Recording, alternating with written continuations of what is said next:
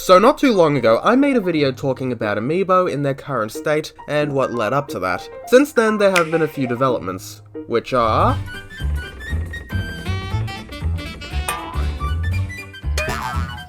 Yeah, that's what I was afraid of. Okay, it is great to see Amiibo aren't going anywhere. The Legend of Zelda Skyward Sword HD is getting an Amiibo of Zelda and her Loftwing, and more recently during E3, while to no surprise, no updates on Metroid Prime 4, which was announced back in 2017, we did get the reveal and gameplay of Metroid 5, Metroid Dread, and it looks amazing. Dread was a rumored Metroid title that was stuck in development hell and cancelled multiple times around the DS era, and seeing a mainline 2D Metroid game is more than any Metroid fan could ask for. Alongside it, a double pack of Samus in her new suit and the new robot Emmy. Kinda like the double pack that came out in 2017 too. So those three combined with 3D World's double pack, the Monster Hunter Amiibo, and the Smash Bros ones, so far 2021 has looked pretty awesome with the Amiibo releases. Except for, well... From 2014 to 2018, Amiibo were plentiful, and you could be sure if you went to a store to find Amiibo, you would find Amiibo, just like any other product. Maybe you won't find the ones you were looking for, but there are still plenty of others. Fast forward to 2021, you are unlikely to find or get your hands on any unless you're there during the first week of its release, and that's if you're lucky after the first day. I wouldn't have considered Amiibo the type of thing you need to pre-order, but if you don't, it's more than likely you will never get your hands on that one. I go deeper into this topic on my previous video. Another EB Games employee tells me that when they receive them, it's always in limited supply and they don't seem to be doing reprints. I don't recall seeing a sticker on these saying limited time products because they're not, nor are they advertised as such. After the announcement of Metroid Dread, the moment the item was listed, everybody scrambled almost as immediately pre-orders were sold out. Like, yikes, the pre-orders sold out. That's crazy, and on eBay, you serious, scalpers? You're selling this even though you will not have access to them for another few months? Sure, why not? Anyway, a neat thing I recently found out, on My Nintendo there is a page called Parts and Accessories where you can buy NES and SNES controllers for Switch, or replacement parts such as the Switch AC adapters, kickstand, pieces of cardboard for Mario Kart Home Circuit, you know, in case you lost them, pieces of cardboard. And most importantly, you can now buy Amiibo direct from Nintendo without the middleman of a retailer. But it's just these ones on screen. Ah, yes, that other thing. I am not that kind of person who is like, oh, I'm not paying such and such for this thing. This is such a ripoff because of its price tag. But that won't stop me from questioning why one singular Amiibo costs $34, in AUD of course, when one single Amiibo of similar quality used to cost $17 and now $21, I'm not going to complain about that. Weirder 2 costs much more than the triple packs, also $4 more than the Guardian Amiibo. More than the Guardian Amiibo! Look at the size of the Guardian Amiibo! This thing is enormous! I'd say the biggest Amiibo we ever had, but then there's Detective Pikachu, and then big ol' Mega Yarn Yoshi. Wow! I can't stop scratching my head. What is the logical reason for this? We may never know. And let's talk about what this video is really about. At the beginning, I said, yeah, this is what I was afraid of. I am of course referring to how these Amiibo function.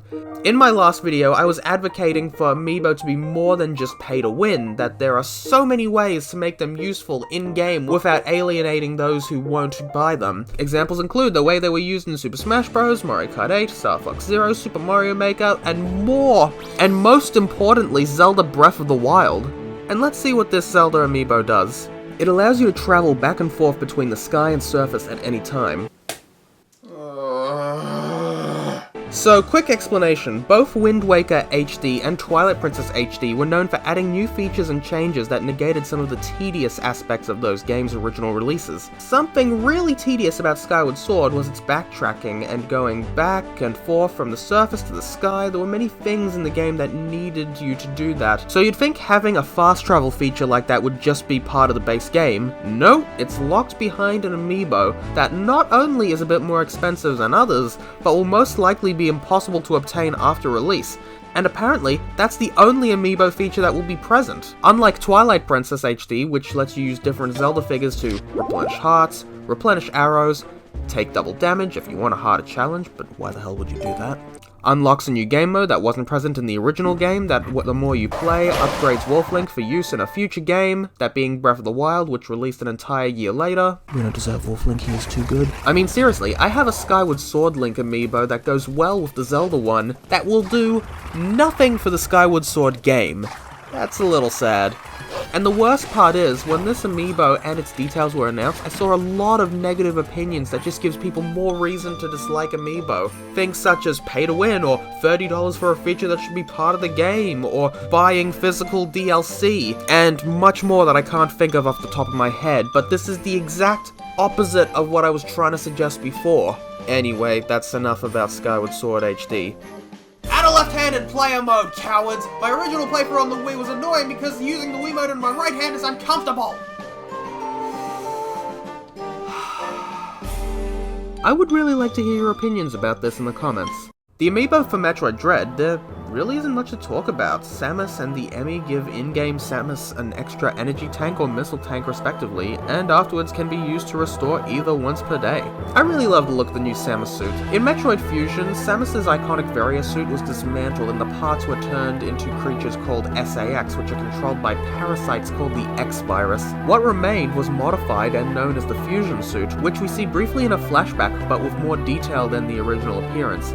And this new suit looks like it's been built over it, judging by the arm cannon and the helmet. By the way, at the end of Fusion, after Samus absorbs the SAX back into her body, the suit gains back all its original abilities, and the visor turns green. As for the amiibo, it looks good, but could they have gone for a better pose? The Emmy? There's not much I can say about it. It looks cool, and we don't know much about them in-game yet, but their animations are just fascinating. Although, for the figure, I kinda wish they had the 4 panels out instead of folded on its shoulders, but minor nitpick.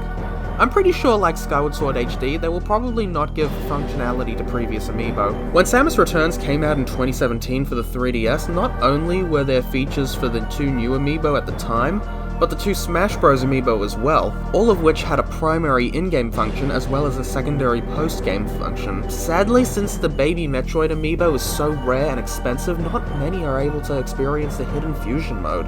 But since then, thanks to Smash Bros Ultimate, there are even more Metroid amiibo. Ridley, Dark Samus, the latter of which I have been desperately trying and failing to get my hands on for over a year now. Anyway, with the new double pack coming out, that makes 8 Metroid amiibo in total, the first 6 of which will probably not get used, which is a shame because what if on top of the daily item refills, you could get cosmetic skins during gameplay, so then you can bear the appearances of Dark Samus, or the Varia suit, which most likely won't be part of the main game, or even just Zero Suit Samus as a callback to Metroid on the NES, which had a password called Justin Daily that allowed you to play as Samus out of her suit, but with all of her abilities. It's just a thought. You can probably tell, even though I've never made any videos about it, I'm a big Metroid fan.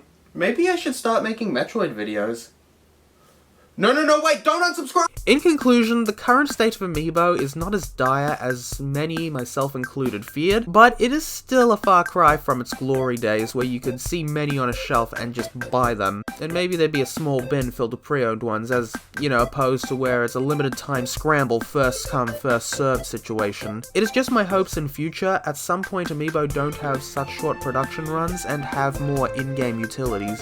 And don't pull the same move Skyward Sword HD did. And more importantly, don't screw up the Amiibo for Breath of the Wild 2 because the first game nailed it. Anyway, stay tuned and stay awesome.